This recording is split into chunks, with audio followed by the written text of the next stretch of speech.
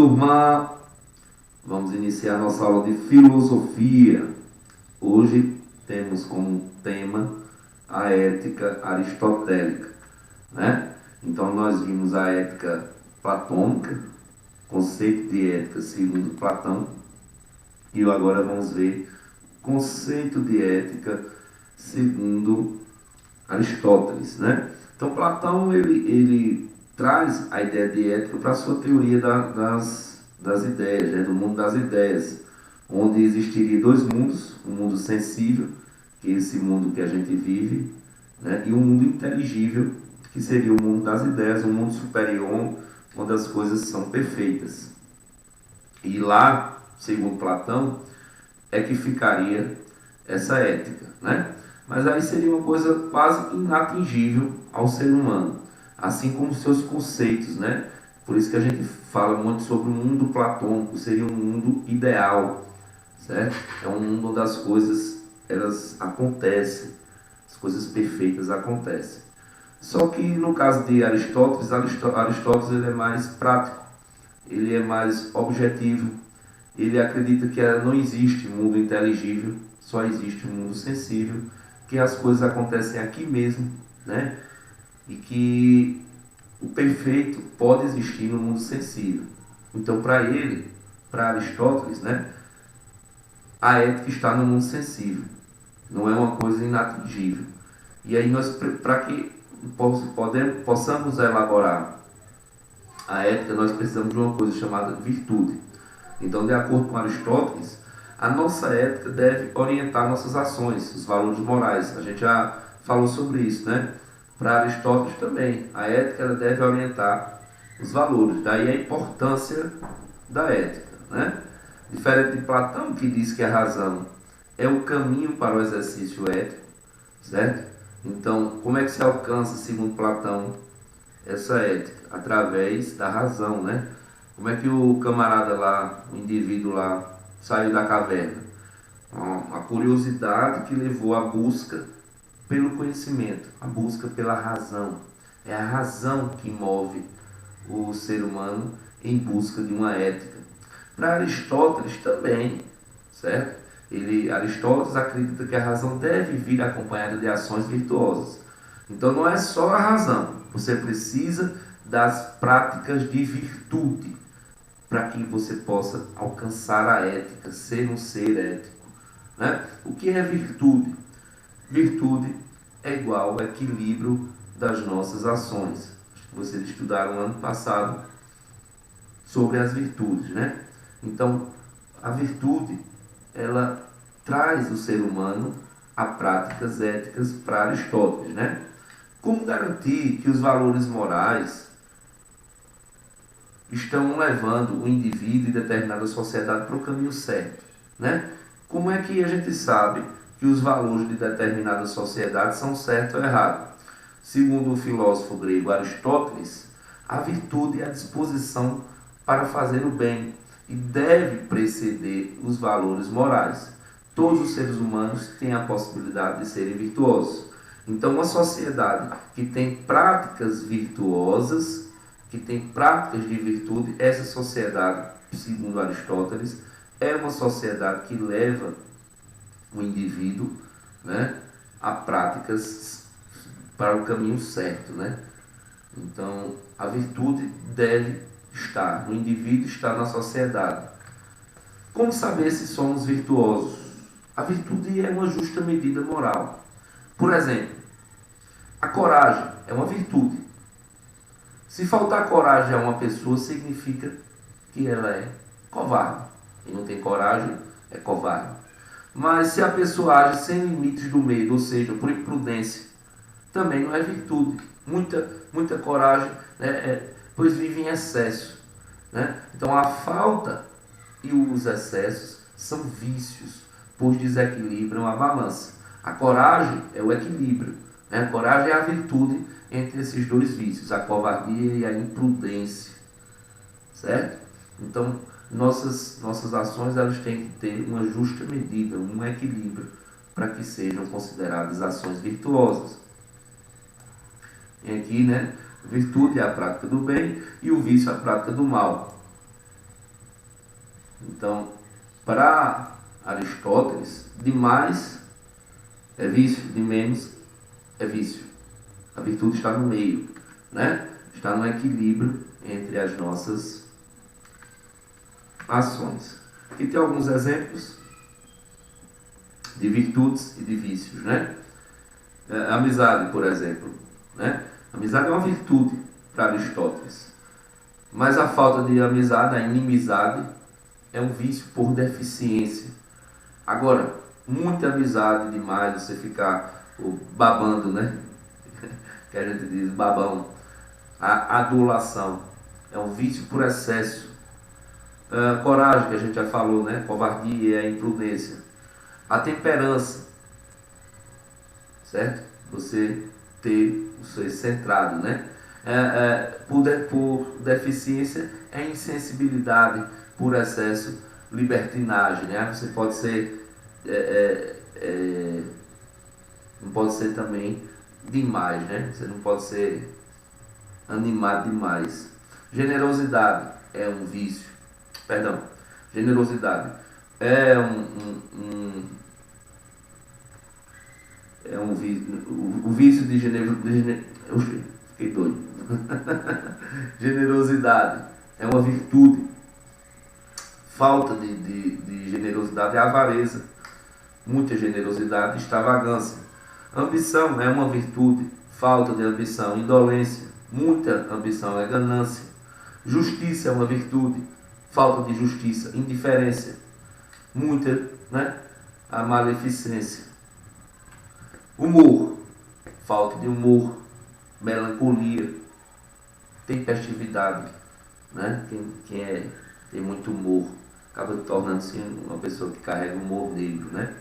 Você não pode ter humor sempre. Enfim, isso aí são alguns exemplos de virtudes. Então, virtude é o meio termo, né? Virtude nada mais é do que o equilíbrio na balança. E o vício é o desequilíbrio, para mais ou para menos. Depende das ações. Vamos lá. Então a virtude vem com a prática de atos virtuosos. Importante lembrar que para Aristóteles uma ação virtuosa apenas não é suficiente para tornar um homem virtuoso. Fiz uma ação virtuosa e sou virtuoso. Não. Ele deve se habituar a agir virtuosamente. Dessa forma, tornar-se-á um homem feliz. Alcançará a eudaimonia, né? Que é a felicidade plena, segundo Aristóteles. Ok? Então, obviamente, que a virtude, ser virtuoso não é fácil, certo? É uma prática habitual de suas ações. Então, voltando para o nosso tema, que é ética, né? Para Aristóteles, a ética deve orientar nossas ações. Ok. Só que ele acredita que além de termos a razão, devemos ter ações virtuosas para que a gente se torne pessoas que têm uma boa ética, uma ética valorosa, certo? Uma ética que vai fazer bem à sociedade. Ok? Então, para Platão, a ética precisa de conhecimento, de razão, está atrelada a essa ideia. Quanto mais conhecimento eu tenho, para Aristóteles não basta conhecimento, mas também as nossas ações têm que serem virtuosas. Entenderam como Aristóteles ele é mais prático, ele é mais torna as coisas mais reais, né? Trazem para esse mundo a ideia de ética, né? Do que Platão. Então Aristóteles não adianta ser só razão, nós também temos que praticar as nossas ações, praticar a nossa razão através das nossas ações, que são ações virtuosas. Beleza? Vamos seguir. Ética helenística, né? O período helenístico é um período que caracterizou pelo fim aí da sociedade grega, né? Foi quando a Grécia antiga ela é dominada pela Macedônia, né? O período refere-se ao período da história da Grécia e de parte do Oriente Médio, compreendido entre a morte de Alexandre o Grande, 323 a.C., e a anexação da península grega e ilhas por Roma em 146 a.C. Caracterizou-se pela difusão da civilização grega. Então, ao mesmo tempo que foi o fim das cidades-estados gregas, né? Que foi a derrota da sociedade, militarmente falando, da sociedade grega, mas também a cultura e a civilização grega foram espalhadas, né? Continuaram em outros povos e depois no grande Império Romano, que adota, como vocês bem sabem, a cultura também, a filosofia e todo o pensamento grego, né? E continuam na mesma linha de civilização ocidental, desenvolvida então pelos gregos. Então, uma característica desse período é que a filosofia não valoriza mais só a razão. Por quê? Mais uma filosofia da vida prática, que desenvolve uma concepção terapêutica. Por que a filosofia ela não valoriza muito só mais a razão? Porque eles viram que não adiantou de nada, né? Uma sociedade tão sabida, né? Tão filosófica, tão que valorizava a razão e foi dominada. Então, a filosofia ela passa a ser utilizada por questões mais práticas, né? A matemática, principalmente a medicina, né? Conhecimento médico foi desenvolvido aí nesse período, no período da cultura helenística, certo? E aí nesse período aí surge aí o epicurismo, ficou famoso, né? Epicuro de Samos. O epicurismo defendia a busca pelo prazer como forma de ser feliz, certo? Só que cuidado, não é um prazer materialista que temos hoje, é o contrário, inclusive, né? Prazer é igual ao prazer da alma, prazeres espirituais, como a amizade e o amor, por exemplo. Óbvio que para entender que a felicidade está amparada nesses prazeres, o indivíduo deveria ter uma maturidade racional. É óbvio que a racionalidade é importante para Epicuro, né? Então, a busca desses prazeres, dessa vida de prazer, né? Mas não é uma vida vazia. Inclusive, o próprio Epicuro dizia que você tinha que fugir dos prazeres materiais, porque esses prazeres iam trazer infelicidade. Você tem que escolher os prazeres que realmente seriam para Epicuro prazeres de verdade, certo? Como a amizade, o amor. Como é que você chega nessa conclusão? Sendo sábio, né? Você tinha que ser uma pessoa, um sábio, para entender quais são os verdadeiros prazeres da vida, certo? A ética no epicurismo, né, seria, portanto, a capacidade de moderar os prazeres materiais e valorizar os prazeres espirituais. Então, a ética estava amparada nisso aí, em moderar, né, dizer não, entender o que são os prazeres materiais e valorizar os prazeres, gente, desculpem aqui,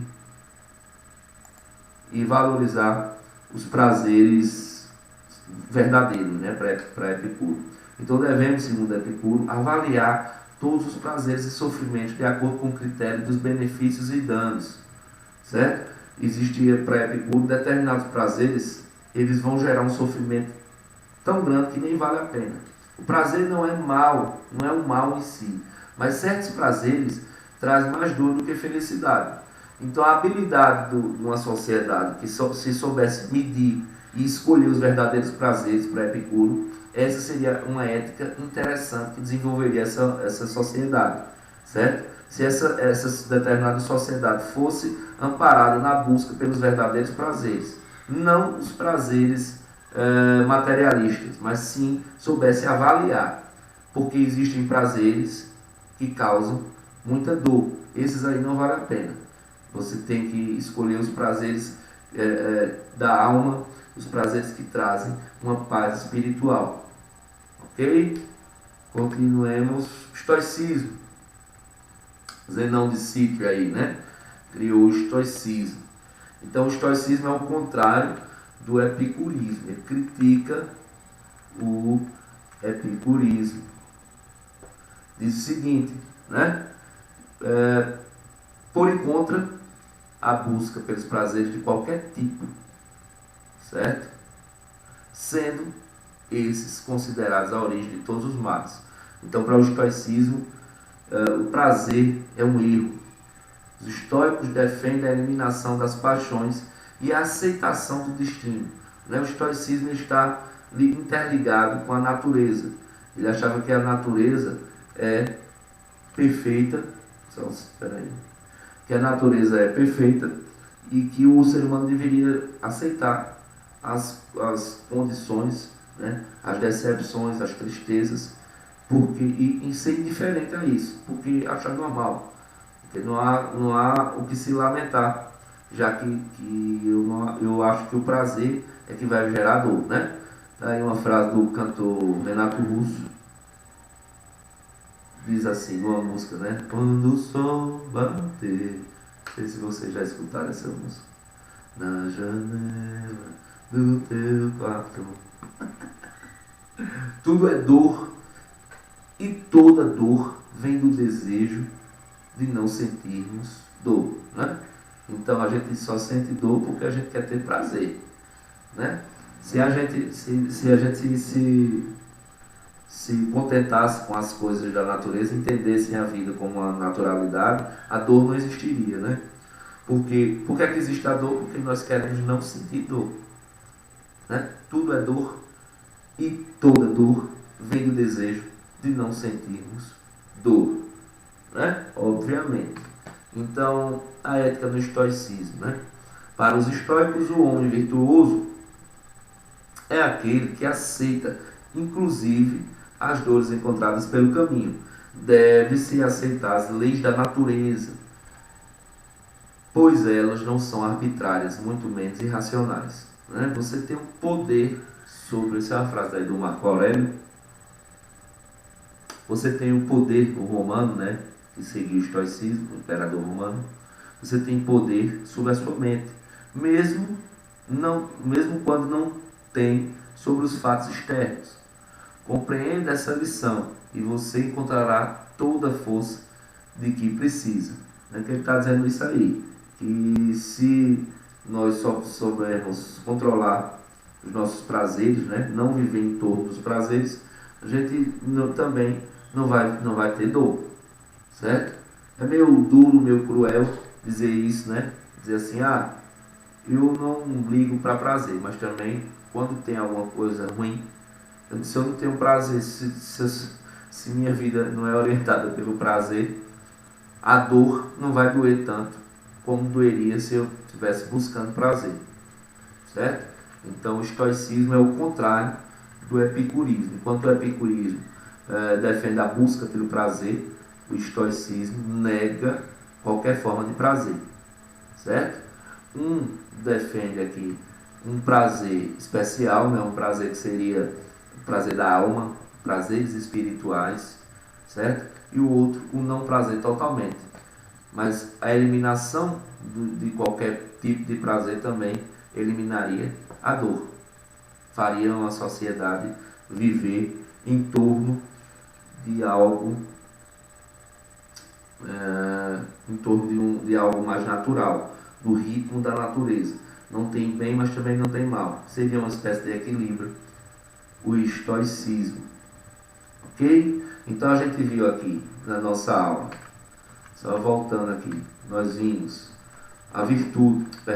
a ética sobre o olhar de Aristóteles, certo? É uma ética que deve vir acompanhada não só de razão, como era a ética de Platão, mas também uma ética que viria acompanhada de ações virtuosas, certo? A gente viu que é virtude, o equilíbrio das nossas ações, ok? Uma sociedade que pratica ações virtuosas seria uma sociedade ética para Aristóteles, né? Nós vimos a ética no epicurismo, certo? Que é uma ética baseada na busca pelo prazer, e vimos a ética do estoicismo, que é uma ética que combate a ideia de prazer, justamente para combater também a ideia de dor. Ok? Demais esclarecimentos na nossa aulinha, a gente conversa. Tchau, tchau, tchau.